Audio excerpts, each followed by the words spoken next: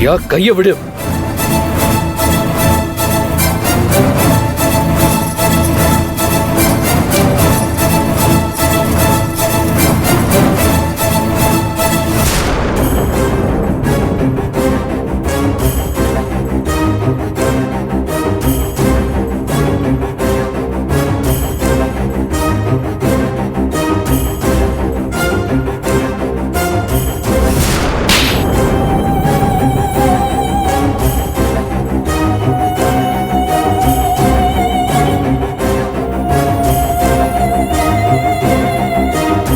ஏய், எதுக்கு இப்ப காயத்ரி அடிச்ச?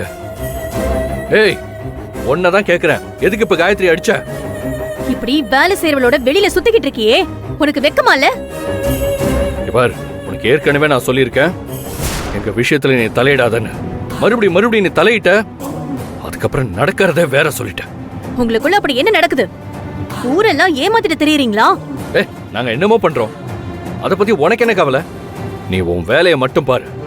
எங்களுக்கு நடுவுல வர வேலை எல்லாம் வச்சுக்கிட்ட அடிச்சு பல்லெல்லாம் காட்டிடுவேன் சொல்லிட்டேன். வேண்டாம் சார். ஏய், நடிக்காதடி, எல்லாமே உன்னாலதான். என்ன அடி வாங்க வச்சிட்டல, உன்னை நான் சும்மா விட மாட்டேன்டி. நீ என்ன கதிக்கு ஆளாகிறன்னு பாரு. நான் எங்க போறேன் என்ன பண்றேன்னு மோப்பம் பிடிச்சிட்டே சுத்துவா போல இருக்கு.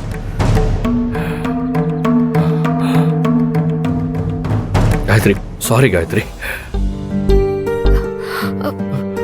ஐயோ, என்னது? கையில ரத்தம் வந்திருக்கு. எப்படி?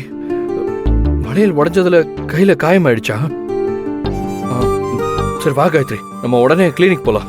சார், இது நீங்க பயப்படுற மாதிரிலாம் ஒண்ணும் இல்ல, சின்ன காயம்தான், சரியாயிடும். சரிங்களா? நீங்க வாங்க சார், நம்ம முதல்ல கோவிலுக்கு போகலாம். இல்ல காயத்ரி, நாம இங்க இருக்க வேண்டாம். அவ கண்டிப்பா நம்மள இங்க விட்டுட்டு போக மாட்டா.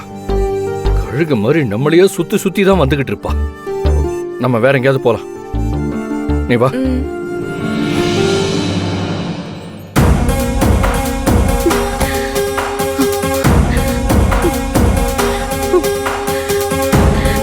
வேலை செய்யறவளோட சுத்திக்கிட்டு கேவலம் அவளுக்காக என்ன அடிச்சிட்டல, உன்னையும் நான் சும்மா விட மாட்டேன். இதுக்கெல்லாம் நான் பதிலுக்கு பதில் கொடுப்பேன். அப்ப இருக்க உனக்கு.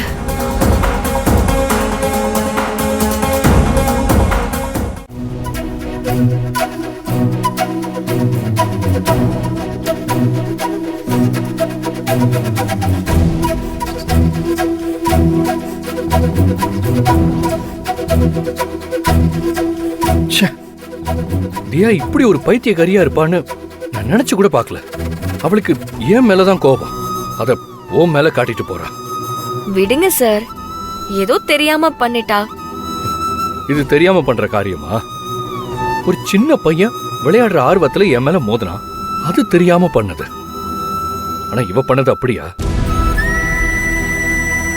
எங்க இருந்தோ வந்து மொத்த முடியும் ஸ்பாயில் பண்ணிட்டா.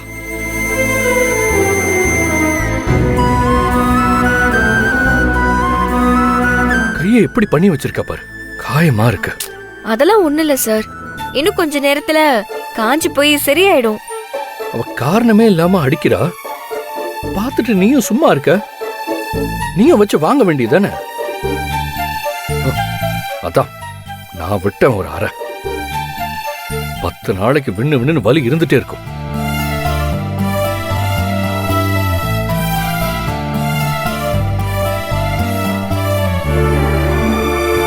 காயத்ரி, கையில பாரு, வளையலே இல்ல. வா, போய் வளையல வாங்கிட்டு வரலாம். பரவாயில்ல சார், வீட்ல வேற வளையல் இருக்கு, நான் அத போய் போட்டுக்கிறேன். அதெல்லாம் ஒண்ணு வேண்டாம். போற வழியில ஃபேன்சி ஸ்டோர்ல ஏதாவது வளையல வாங்கிட்டு போலாம். வா.